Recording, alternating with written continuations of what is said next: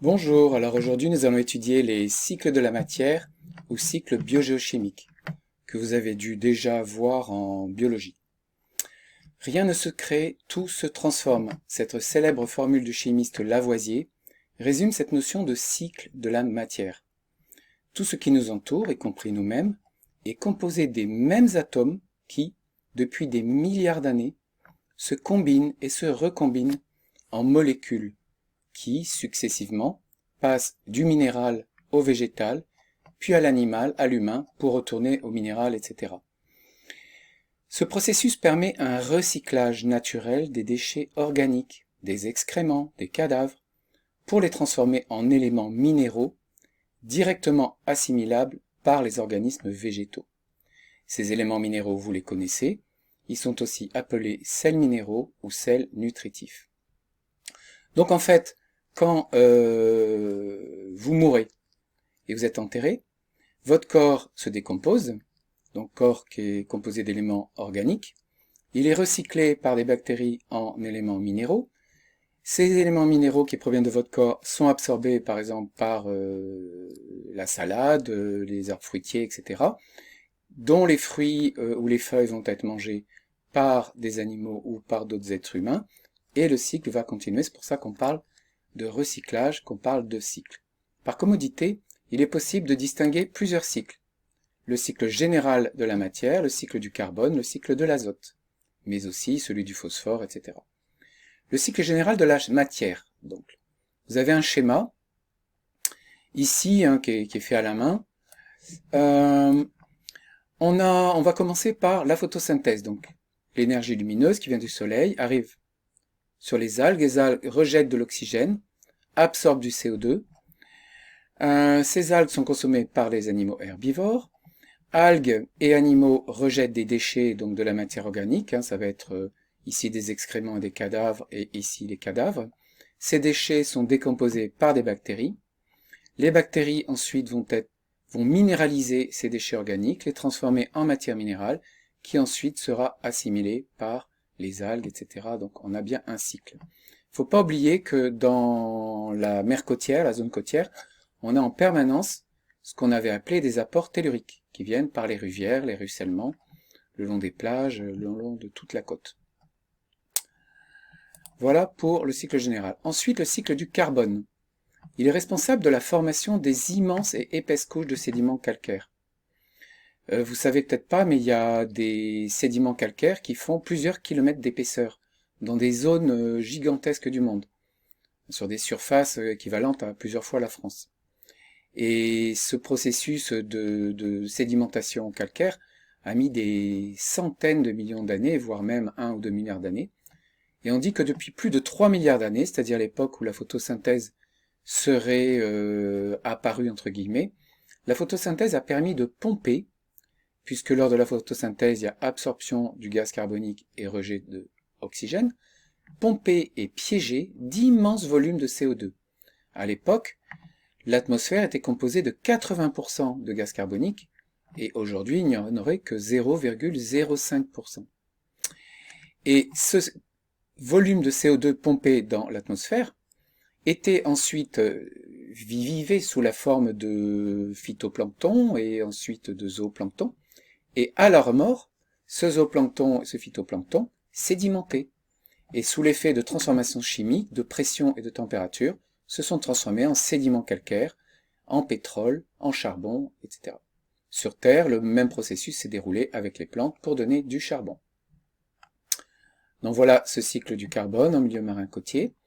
On retrouve l'énergie lumineuse, carbone organique, absorption de CO2, rejet d'oxygène, mangé par les animaux herbivores. Ces animaux herbivores, par exemple les coquillages, ils sont formés de coquilles faites avec du carbonate de calcium. En mourant, on va retrouver donc les déchets, les cadavres de ces animaux herbivores, mais s'il s'agit de coquillages ou d'oursins, on va avoir aussi des sédiments calcaires, des roches, des coquillages, etc., des coquilles vides. On a du carbone organique dissous également, et ces déchets organiques vont être minéralisés là également, et on va obtenir donc du carbonate et du bicarbonate, ce qu'on appellera le carbone minéral, et ensuite ce carbone minéral sera absorbé par les algues. Je vais vous montrer une petite vidéo. Dans l'histoire de la Terre, le carbone a évolué naturellement entre les océans, la biosphère et l'atmosphère. Ce cycle continu régule la quantité de dioxyde de carbone, CO2, dans l'atmosphère. Le CO2 et d'autres gaz à effet de serre se mélangent facilement dans l'atmosphère et agissent comme une sorte de couverture qui retient une partie du rayonnement réfléchi par la surface de la Terre. Cet effet de serre maintient la Terre à une température supérieure à ce qu'elle serait sans cela, ce qui a permis le développement de la vie sur notre planète.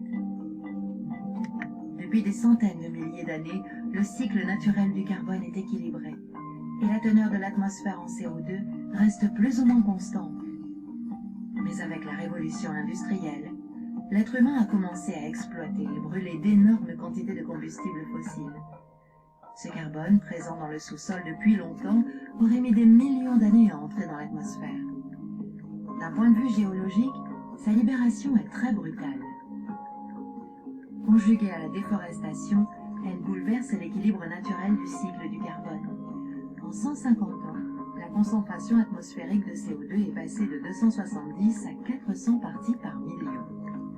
En conséquence, la planète, y compris sa surface et les océans, se réchauffent. Notre climat change déjà. Si nous ne réduisons pas rapidement nos émissions de carbone, nous courons le risque de voir davantage de phénomènes météorologiques extrêmes et d'autres conséquences graves ces prochaines années.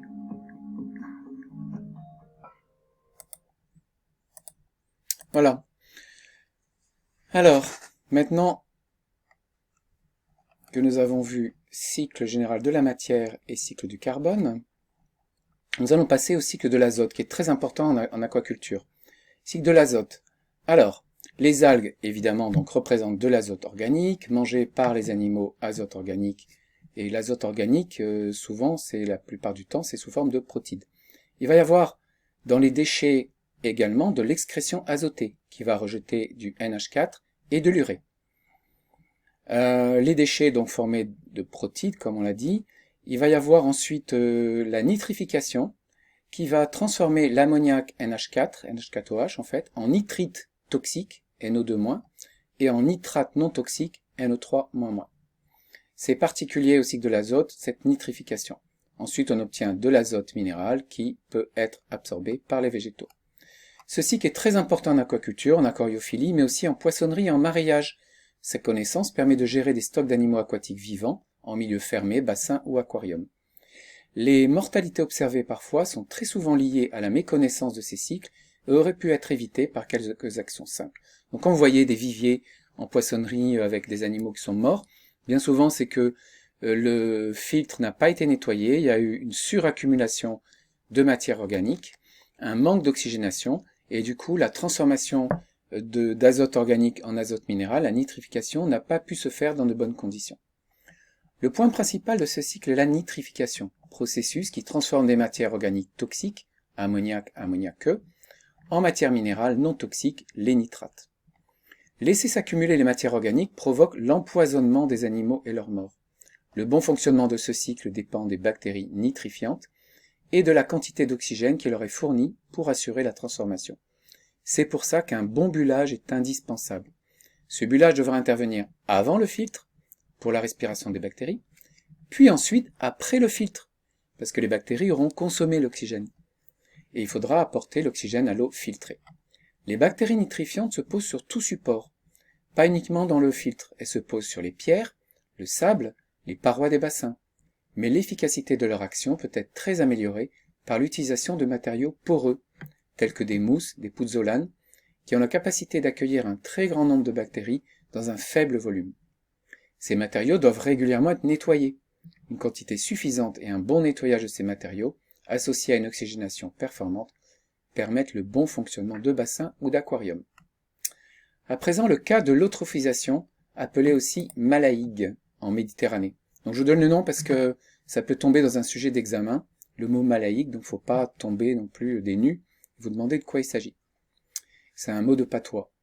Définition. L'eutrophisation est un enrichissement d'un milieu aquatique fermé en sels minéraux, nitrates, phosphates, qui, associé à d'autres facteurs déclencheurs, va entraîner des déséquilibres écologiques pouvant aboutir à l'asphyxie et à la mort des organismes. Alors, dans les temps de taux, quand il y a une malaïgue, en général c'est en été, à la suite d'un arrêt de vent, et on peut avoir des centaines, voire des milliers de tonnes de coquillages qui vont mourir. Examinons les facteurs déclencheurs et les conséquences et les possibilités de rétablissement. Alors, ce qui est intéressant, ça paraît compliqué de prime abord, mais en fait, le processus est toujours le même et c'est très logique. Les facteurs déclenchant l'eutrophisation. Il faut un milieu fermé. Je vous ai parlé de l'étang de Thau, donc c'est fermé. Donc ça peut être un petit lac, un petit étang, etc. Des apports très importants de sels minéraux. Quand il y a eu des pluies quelques jours auparavant ou les semaines auparavant. Un temps chaud, sinon ça ne peut pas se déclencher. Une absence de vent, donc pas de brassage d'eau. Les conséquences, on va avoir au début une forte croissance de phytoplancton et d'algues macrophytes, qui vont consommer tous les sels minéraux. À un moment, il n'y a plus de sels minéraux, et ces organismes végétaux vont mourir. Leur décomposition va consommer tout l'oxygène présent dans l'eau. Ensuite, une fois qu'il n'y a plus d'oxygène dans l'eau, c'est l'hydrogène sulfuré H2S toxique qui va prendre c'est les sulfates qui vont prendre des bactéries qui vont prendre le relais, des bactéries anaérobies, et on va avoir de l'H2S toxique qui va se dégager du sédiment odeur d'œuf pourri grâce à des bactéries anaérobies transformant les sulfates en sulfure. Le sédiment devient noirâtre. Ensuite, les animaux manquant d'oxygène s'asphyxient et meurent, coquillages, vers certains poissons. Voilà le processus qui est tout simple. Et ensuite, il faut évidemment, et c'est ce qui se passe dans la nature la plupart du temps, un rétablissement. Comment se fait le rétablissement? Avec le retour d'un vent fort qui va brasser l'eau et l'oxygéner. Donc dans le cours, vous verrez, ce que vous aurez là, vous aurez le dossier et vous pourrez faire la photocopie. J'ai fait un schéma avec l'étape 1, milieu fermé sain. Étape 2, absence de vent, temps chaud, apport important de sels nutritifs. Étape 3, forte croissance des microphytes, macrophytes, consommation de tous les sels nutritifs. Mort des algues, décomposition qui consomme tout l'oxygène. Bactéries anaérobies. Gaz H2S toxique, mort par asphyxie. Et ensuite, étape 4, on obtient un milieu eutrophié. Voilà, je vous remercie. Nous avons traité du sujet des cycles biogéochimiques.